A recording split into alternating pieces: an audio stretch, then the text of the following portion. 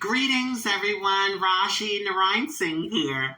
So my dad, he was Indo-Caribbean, someone of South Asian Indian descent from the Caribbean. He was from the country of Trinidad and Tobago. You know, all of that colonization that went on, slavery and indentured servitude, and the Caribbean is pretty mixed. There's all types of people, Chinese, Indian, African, European. It's just a mixture of people there.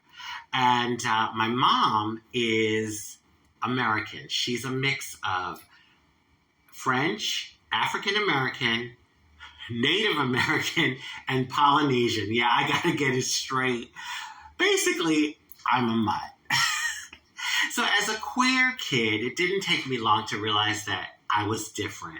And it didn't take me that much longer to realize that I am a queer person. I mean, I was a queer kid. So growing up, my sister and I, we would go to Trinidad with my parents about every other year to visit my grandparents and other family. And it was kind of this attitude like, oh, you know, there's no LGBTQ people here. That stuff doesn't go on in our culture here in Trinidad. They didn't tell me directly, but, you know, just the attitudes of the people and comments that were made that I was hearing. And so for a while I believed it. I thought, oh, well, maybe there's not. Until we took a trip. I was probably about 15, 16, and I'm in Carapichaima, Trinidad, walking down Orangeville Road.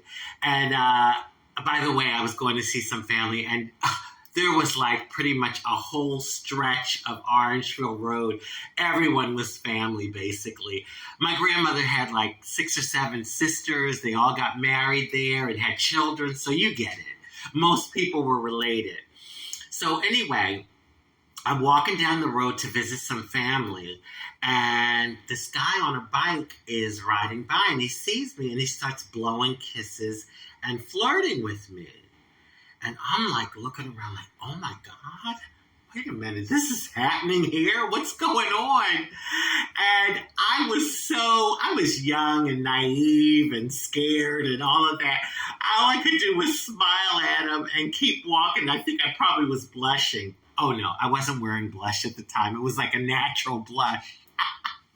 No, but I was probably blushing and like just real awkward. So I just smiled and kept walking. But I was thinking, oh my God, what just happened? And that same trip, I went to Chaguanas, Trinidad, which is like a town not too far from where my people are from in Carapichaima.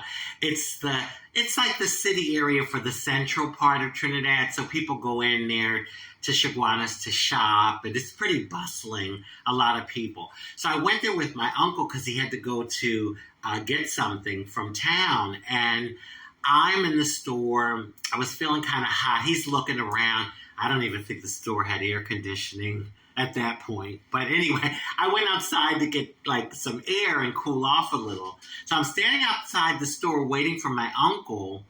And all of a sudden, this guy pulls up. He gets out his car, and he comes over to me and grabs my arm and starts pulling me to go with him. And I'm looking at him like, what the hell are you doing? And he's like, come on. And he's pulling me. And then when I opened my mouth and he heard my American accent, he freaked out. He let my arm go, and he took off. But I was like, oh, this LGBTQ stuff doesn't go on in Trinidad? I don't think so. And so not too long afterwards, I went on a trip. I think it was actually, I did another trip, and then the next trip I did, I was like 21. It was the last trip that I took to Trinidad. I'm just, I'm concerned about my safety. It's not that I really don't want to go. It's just that I worry about my safety. But anyway, that was my last trip.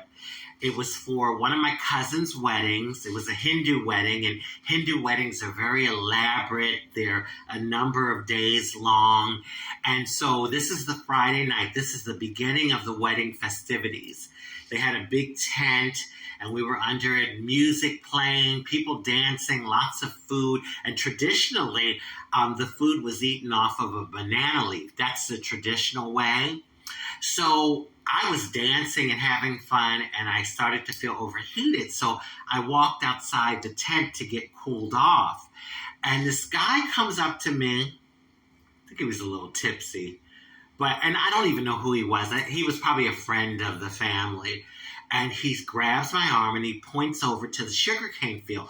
Now, the sugarcane field was probably, maybe like, it was a few feet away from where the festivities were. But like, pretty much, like, I could just like go there and know in a matter of moments. It was really, really close. And so he's pointing over to the sugarcane and saying, come on, let's go in there. And I heard rumors about what went on in that sugarcane field because, sugarcane, when it grows, it's high and you can basically walk in there and disappear. People can't see you. So I heard about the stuff that would go on, and I was thinking, I am not going in that freaking sugarcane field with you. And even if I was attracted, because, he was okay, but I wasn't really attracted. Even if I was, I wouldn't have gone because, in small communities like that, word gets around quickly. And it would have just taken one person to see me walk into that field with him. And oh my God, my grandmother, my grandfather, all the family would have found out in no time. And then I guess I would have been labeled the faggot whore. Some of them probably still label me that. Anyway, so I didn't go. But my point is, we LGBTQ people are a part of nature, and we are everywhere in the world, even in societies where they claim, that LGBT stuff doesn't go on. Those LGBTQ people don't exist here. We're there. Trust and believe, we're there.